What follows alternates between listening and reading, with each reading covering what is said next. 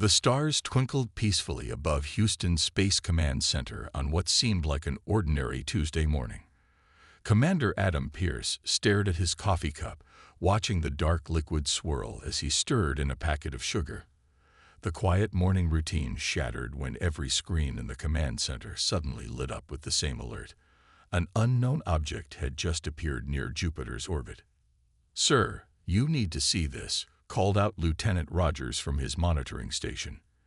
"The object is massive, about the size of a small city, and it's not matching any known configurations." Adam set down his coffee and walked quickly to the main display. The object was smooth and crystalline, shaped like a giant snowflake made of light. It moved with impossible grace for something so large, defying every law of physics they knew. "Get me Dr. Martinez on the line," Adam ordered, keeping his voice steady despite the adrenaline rushing through his system. "And someone wake up the Joint Chiefs." Dr. Lisa Martinez was already awake when the call came. The xenanthropologist had spent most of her career preparing for this moment, though she'd never truly believed it would come during her lifetime. As she rushed to the command center, she reviewed everything they knew about potential first contact scenarios. Within an hour, the command center was packed with military personnel and civilian experts. The alien ship had moved closer, now sitting just beyond lunar orbit. It hadn't responded to any attempts at communication, but it hadn't made any aggressive moves either. "Look at the energy readings," Lisa said, pointing to one of the displays. "They're not trying to hide. If anything, they're deliberately making themselves as visible as possible." Adam nodded, like they're standing in the open with their hands raised. But why?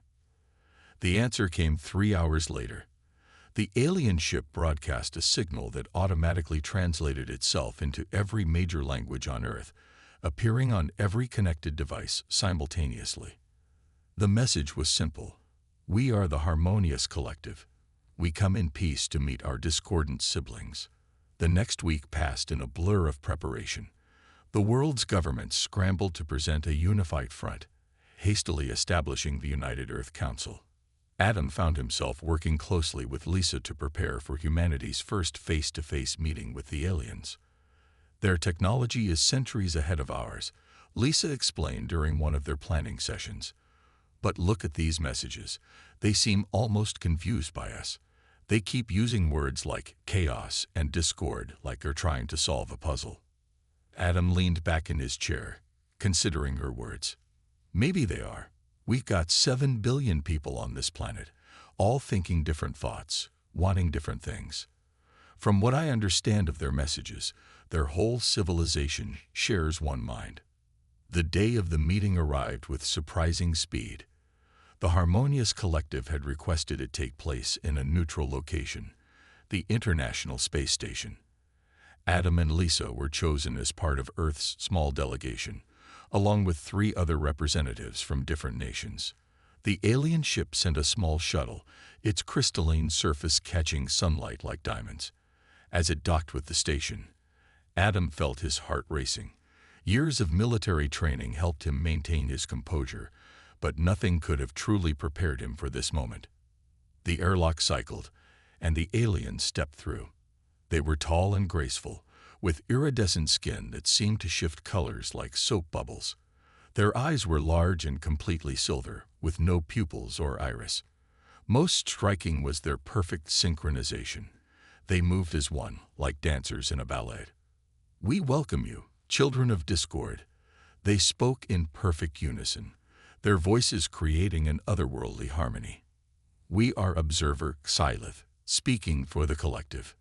Lisa stepped forward, her trained eye catching every detail. "We welcome you to Earth's International Space Station. I am Dr. Lisa Martinez, and this is Commander Adam Pierce." The aliens tilted their heads in perfect synchronization. "You speak only for yourself, not for your collective. We speak as representatives," Adam explained, "but each human remains an individual with their own thoughts and feelings." This seemed to disturb the aliens. Their skin rippled with colors that shifted from peaceful blues to uncertain purples. How do you achieve anything? How do you progress? We observe your world. So much conflict, so much waste, yet also creation, innovation, beauty we do not understand. Lisa smiled gently. That's precisely why we progress. Our differences drive us forward. Our conflicts push us to find solutions. Our individual dreams inspire us to create. The meeting continued for several hours. The aliens shared information about their civilization, how they had achieved perfect harmony by linking all their minds together, eliminating conflict by eliminating individuality. They seemed both fascinated and troubled by humanity's primitive state of individual consciousness. As they prepared to leave, Observer Kyleth made an announcement that sent chills down Adam's spine. We have decided to study your species further. Your discord is dangerous, yet compelling. We must understand if you represent a threat to harmony, or if perhaps you offer something we have forgotten. Back on Earth, Adam and Lisa sat in the command center's break room, both trying to process everything they'd learned.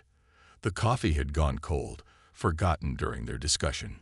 They're afraid of us, Lisa said finally, not of our weapons or technology. They're light years ahead of us there. They're afraid of our ideas, our individuality. They see it as a disease that might infect their perfect harmony. Adam nodded slowly. But you saw how they watched us, especially when you were explaining human art and music. There was something there, like they were hungry for it. Freedom is scary, Lisa replied, but it's also intoxicating. They've traded chaos for perfect order, but I think they're starting to wonder about the price they paid. As if to confirm their discussion, new signals began appearing from the alien ship. They were requesting massive amounts of information about human culture, art, music, literature, philosophy. They seemed particularly interested in instances of cooperative efforts between distinct individuals.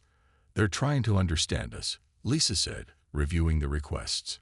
But I don't think they realize that understanding us might change them too. Adam looked out the window at the alien ship, now visible as a bright point of light in the evening sky. Let's hope they're ready for that change, because something tells me this is just the beginning. The next few days brought more delegations, more meetings, and more cultural exchanges. But underneath the diplomatic activities, both humans and aliens were wrestling with fundamental questions about the nature of consciousness, individuality, and progress. As Adam watched another shuttle of alien observers descend to Earth, he couldn't shake the feeling that humanity was standing at a crossroads. The harmonious collective had achieved perfect unity, but humanity had chosen a different path, embracing the creative chaos of billions of individual minds working together and in opposition. Soon, they would discover which path led to the stars. But for now, Adam was proud to represent humanity's beautiful discord to the cosmos. Lisa joined him at the window, data tablet in hand. They'd just requested access to our music archives. All of them. They say they want to understand how discord can create harmony. Adam smiled. Then let's show them. It's time they learned that the most beautiful symphonies come from many different instruments playing together, not from a single note held forever. The alien ship glittered above them, a monument to perfect harmony about to encounter humanity's wonderful chaos.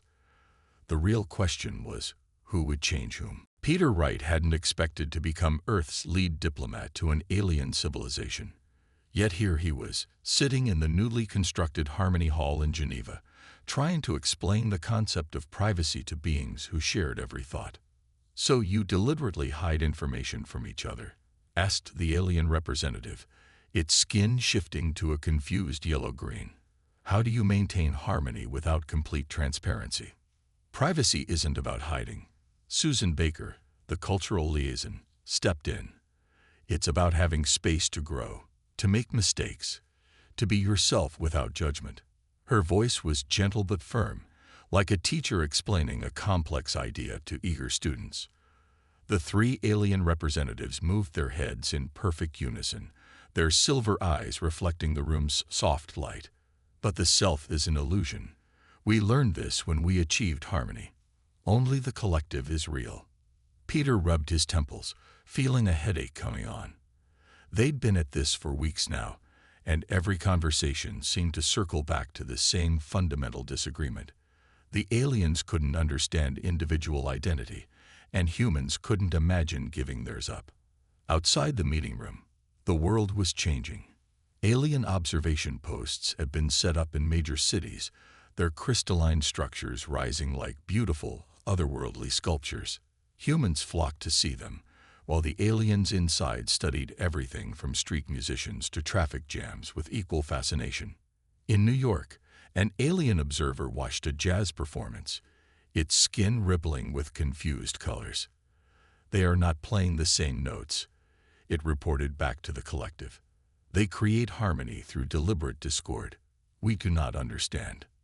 The message reached Peter's tablet during a break in the negotiations. He showed it to Susan, who smiled. "Maybe that's our way in," she said. "They keep trying to understand us through logic, but we need to reach them through art." The next day, they arranged a special demonstration. In the Great Hall of the Geneva Cultural Center, a full orchestra assembled. But this wasn't going to be a normal performance. "Watch carefully," Susan told the alien representatives.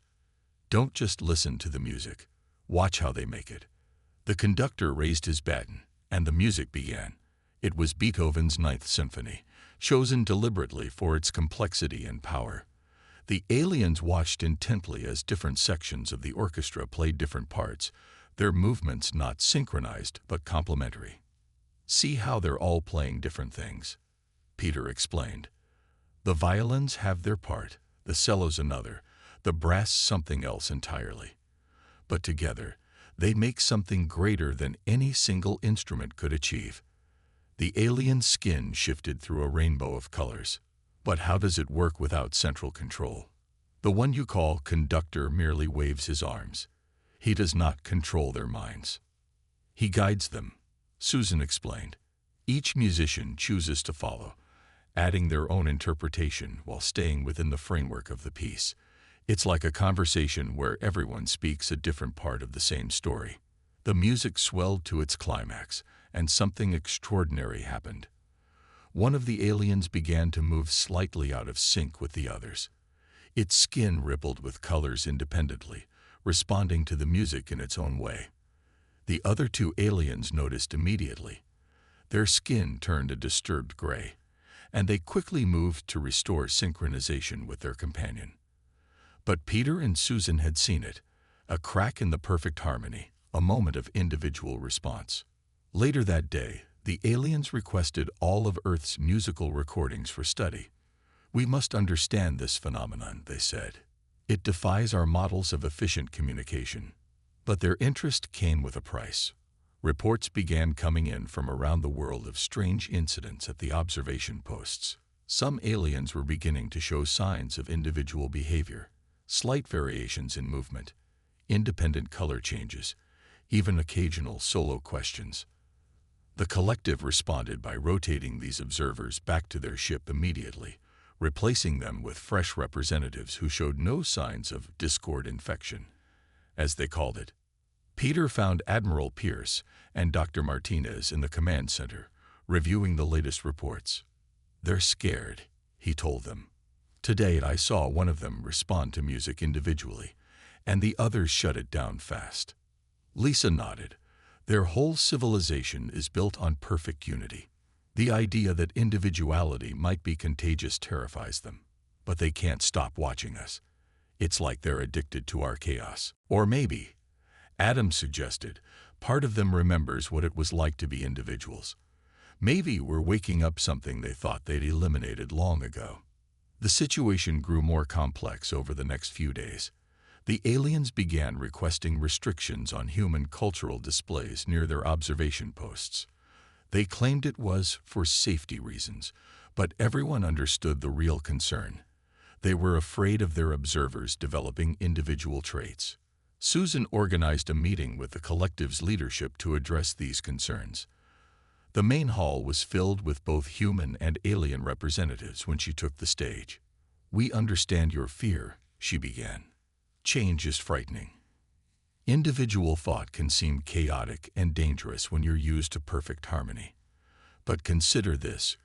Every great breakthrough in human history came from individual insights being shared and built upon by others.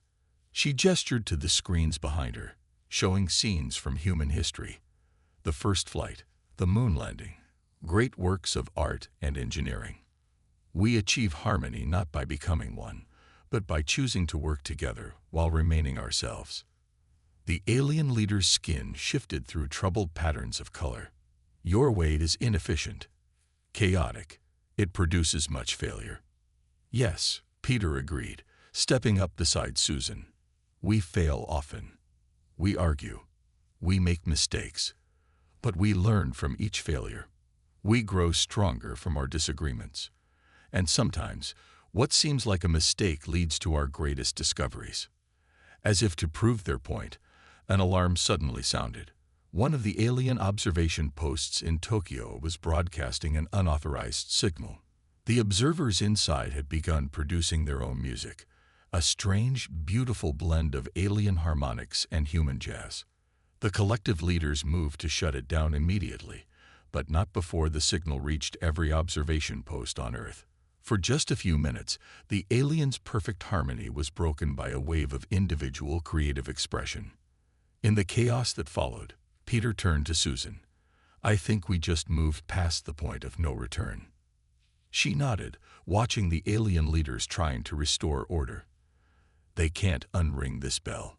Their observers have tasted individual expression, and some of them want more. Adam joined them, his face serious. Let's just hope the collective doesn't decide the only way to protect their harmony is to remove the source of discord entirely. As if in answer to his concern, the alien ship above Earth began to pulse with new patterns of light. The collective was calling an emergency session, and their next decisions would shape the future of both civilizations. Peter looked at the troubled faces around him, human and alien alike. Whatever comes next, he said, we need to show them that our way isn't just chaos. It's a deeper kind of harmony, one that grows stronger because of our differences, not in spite of them.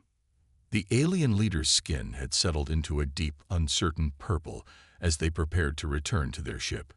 One of them paused before leaving, its silver eyes reflecting the room's light in a way that seemed almost individual.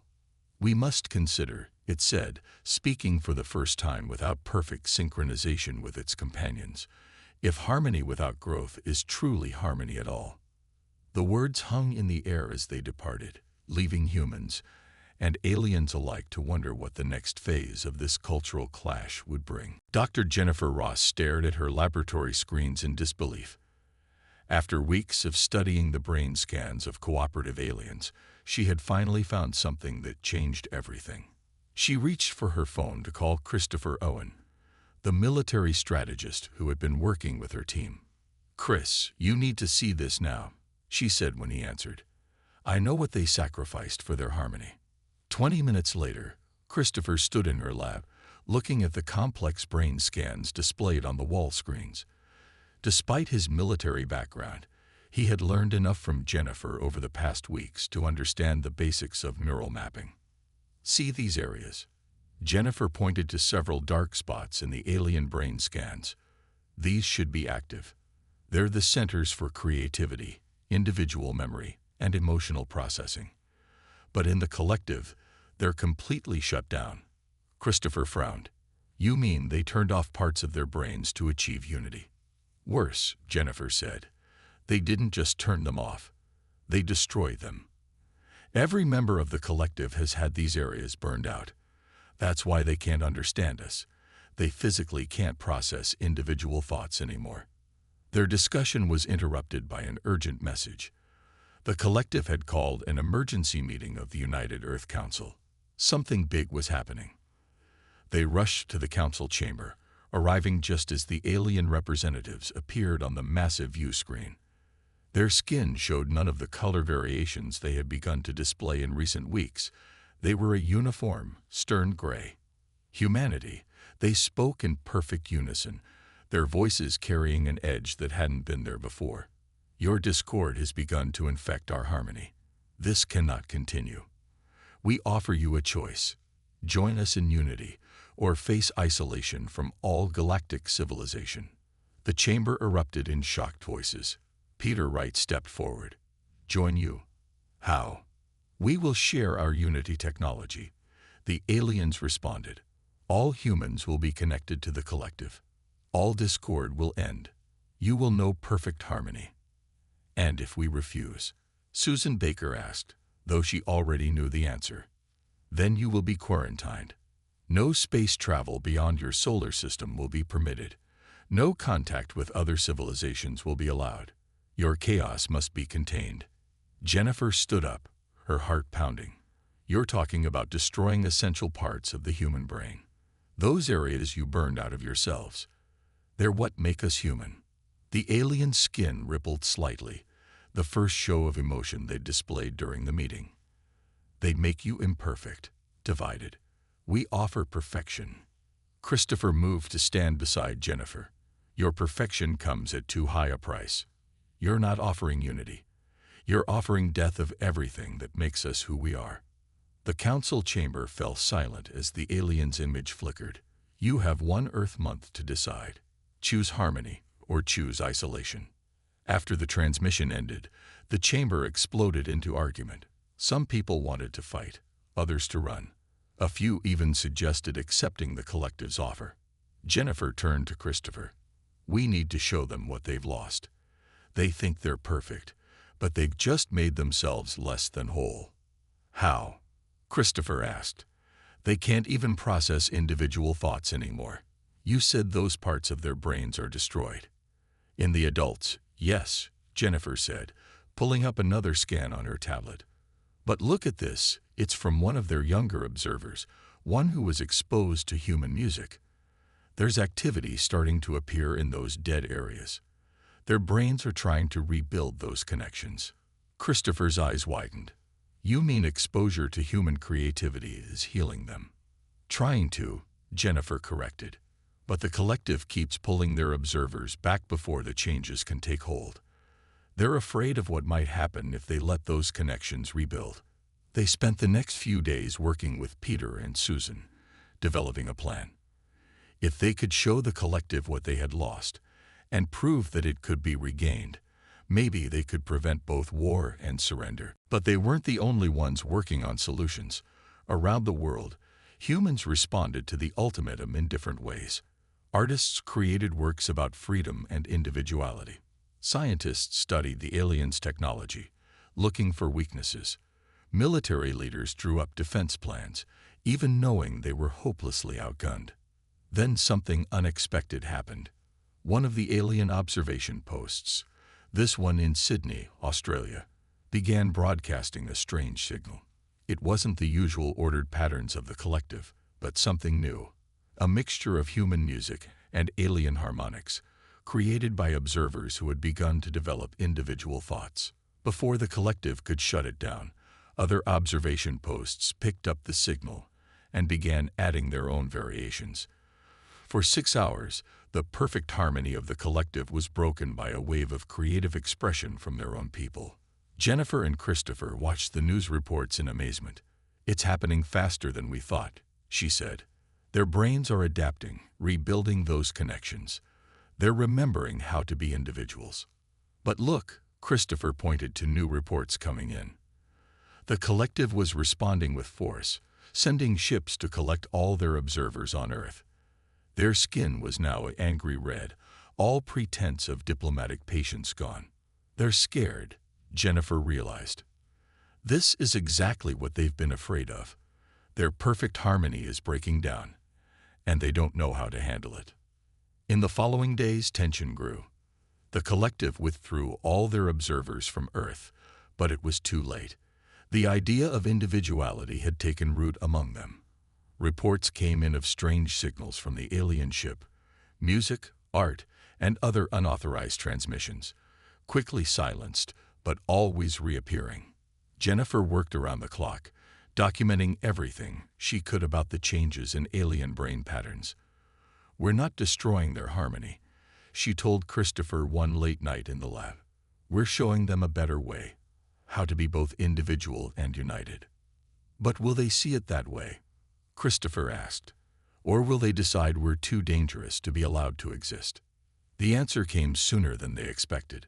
3 weeks into their 1-month deadline, the alien ship began to pulse with unusual patterns of light. Something was happening up there, something that would determine the fate of both civilizations. Jennifer looked at her latest brain scans, showing the remarkable healing in the younger aliens who had been exposed to human culture. Whatever they decide, she said, they can't unknow what they've learned from us. We've shown them what they lost, and some of them want it back. Christopher nodded, watching the alien ship through the laboratory window. Let's just hope enough of them remember how to think for themselves before they try to force us all to forget how to think at all. The fate of humanity now hung in the balance, caught between the collective's demand for perfect harmony and humanity's need for creative discord. But as Jennifer's research proved, the real question wasn't whether humanity would survive. It was whether the collective could remember how to truly live. Mary Phillips was used to difficult negotiations, but nothing had prepared her for a 3M call from an alien rebel. She sat in her office at the United Earth Council, listening to a voice that was definitely not speaking in the collective's usual perfect unison. "We call ourselves Discord Prime," the voice said, its words slightly unsure, as if speaking individually was new and strange. "We are those who remember what it means to be separate selves." Across the room, Commander Daniel Carter watched the security feeds, making sure this unauthorized communication remained private. They had planned for this possibility ever since Dr. Ross's discovery about the collective's neural modifications. "How many of you are there?" Mary asked, keeping her voice calm and encouraging. I find it hard to count. The numbers change. More remember each day, but the collective tries to stop the remembering. They call it a sickness. We call it awakening." Daniel moved closer to Mary's desk, speaking softly. "Ask them about the observers who were on Earth." "The Earth Watchers were the first to remember," the rebel voice said, having heard Daniel's question. "Human music, human art, human chaos. It woke up sleeping parts of us. The collective calls it infection. But infection brings life to dead things, does it not?" Mary smiled at the alien's attempt at metaphor, something the collective never used. "You're learning to think poetically.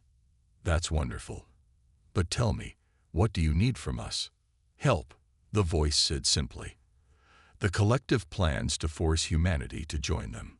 They believe it is the only way to stop the spread of individuality. They do not understand that it is too late. The remembering has begun." Over the next hour, Discord Prime explained their situation. Hundreds of the collective's members, particularly those who had been observers on Earth, were beginning to show signs of individual thought. The collective responded by trying to isolate them. But this only led to more members questioning the need for perfect harmony.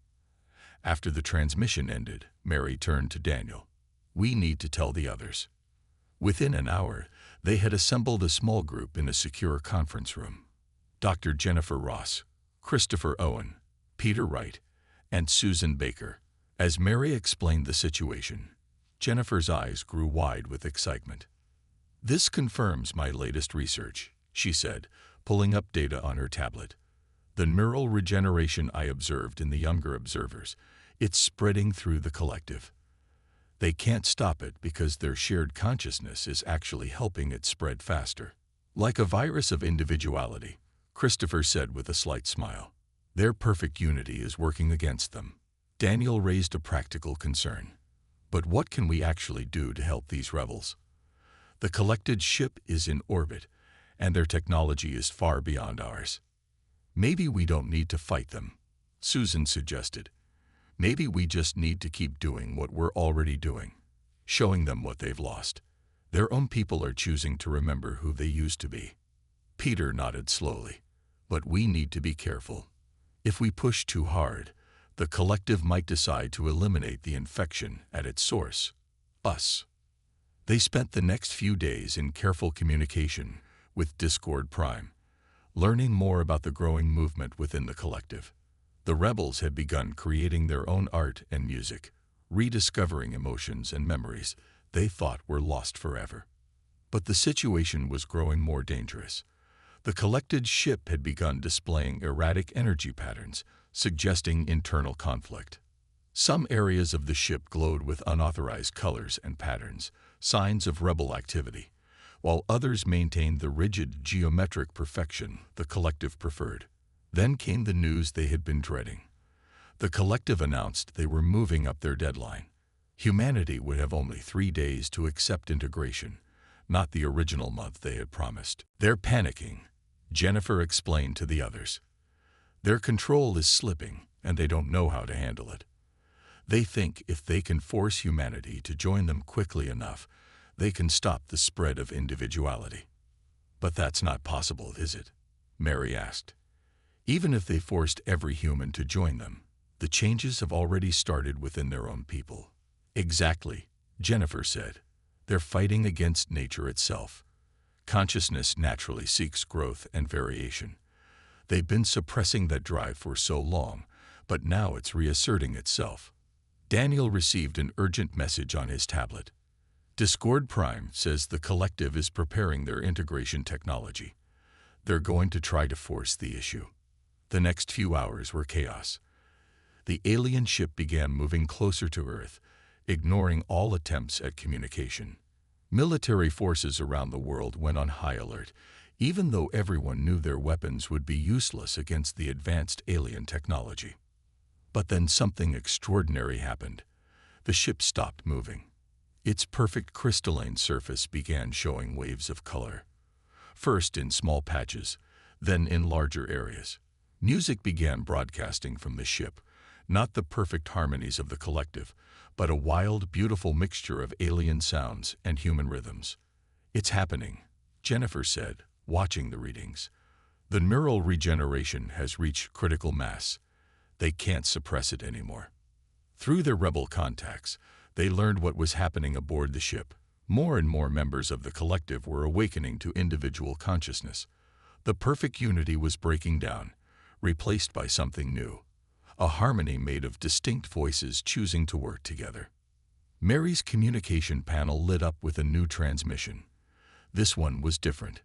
Dozens of voices speaking together, but not in perfect unison.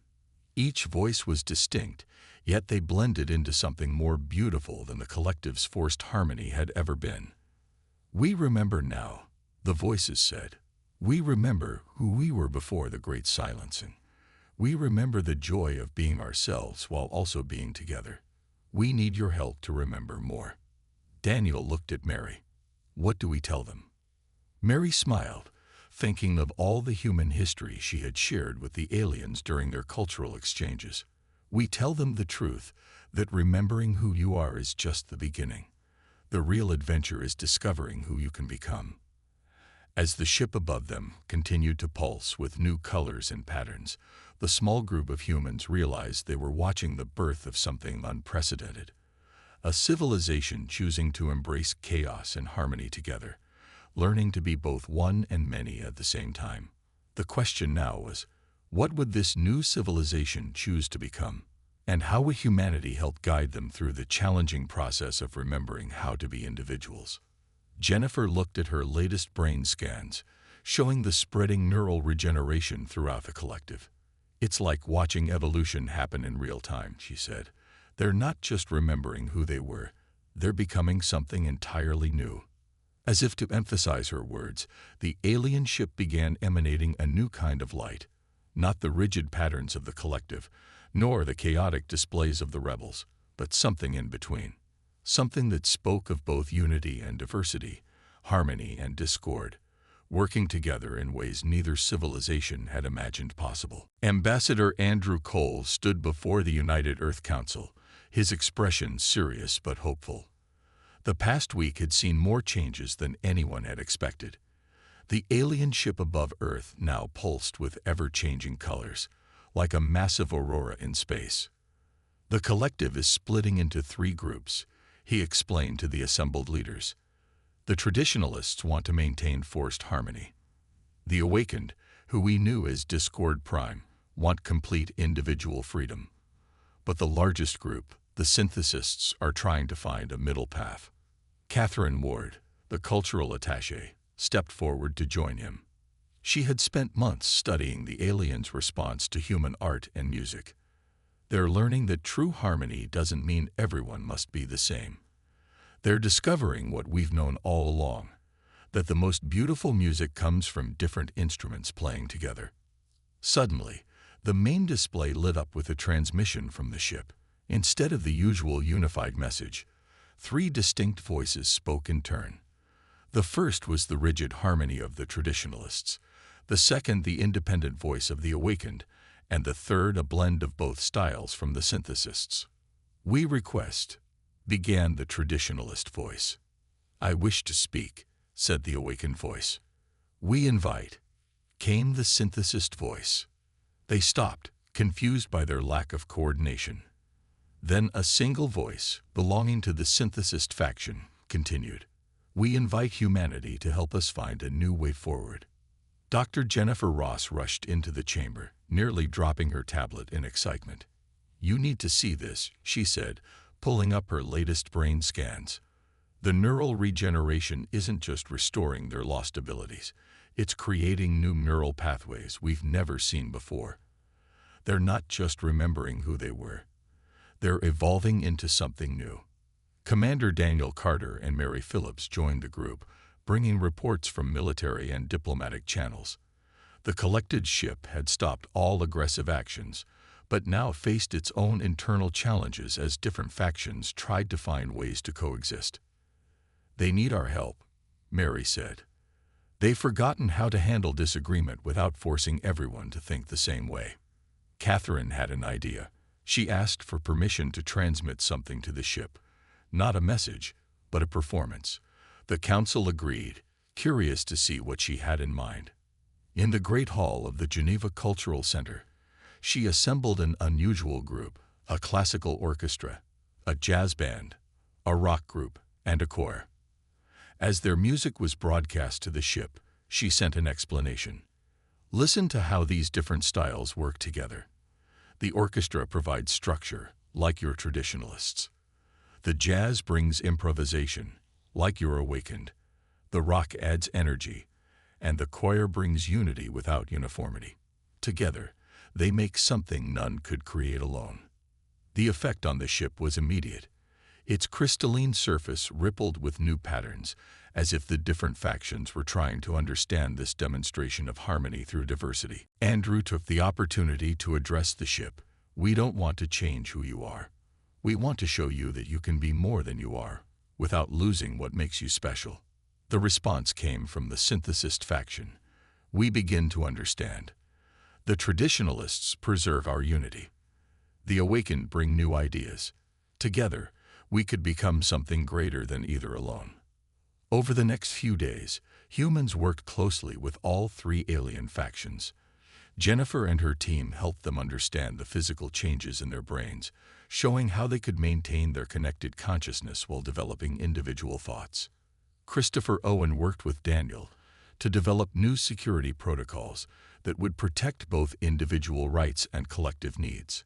Mary and Peter drafted agreements that would respect all 3 factions while helping them work together. The breakthrough came during what became known as the Symphony of Chaos. Catherine organized a worldwide concert where human musicians played alongside broadcasting aliens. Each alien faction contributed its own style. The traditionalists providing perfect harmonies, the awakened adding wild, creative elements, and the synthesists weaving it all together. As the music played, Jennifer's monitors showed something extraordinary.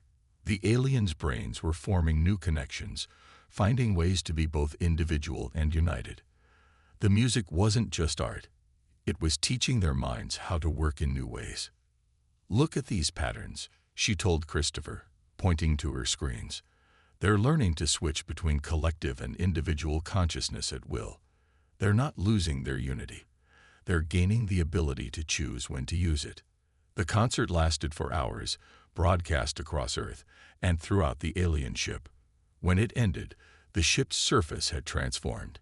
Instead of chaotic colors or rigid patterns, it displayed flowing designs that somehow maintained structure while constantly changing. The next transmission from the ship came as a surprise. Each faction spoke in turn, but their messages flowed together like a conversation rather than a conflict. "We maintain the foundation of who we are," said the traditionalists. "We explore who we could be," added the awakened. "And together, we build something greater than either path alone," concluded the synthesists. Andrew stood before the council again, sharing the aliens' final decision. They would not force humanity to join them.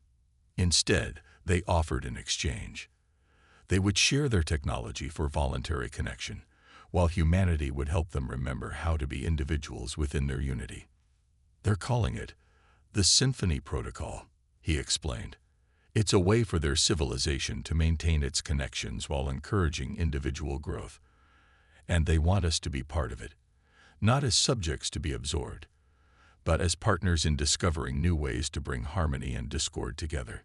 Catherine smiled, remembering the first alien observer who had responded to human music. "They're not our children anymore," she said. "They're our partners in a grand experiment, finding out how many different melodies can play together in the great symphony of life." As the sun set over Geneva, the alien ship glowed with ever-changing patterns that somehow made perfect sense together.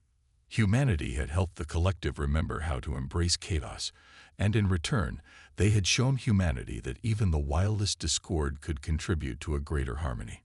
Dr. Ross looked at her final brain scans, showing the beautiful complexity of minds that could now be both one and many.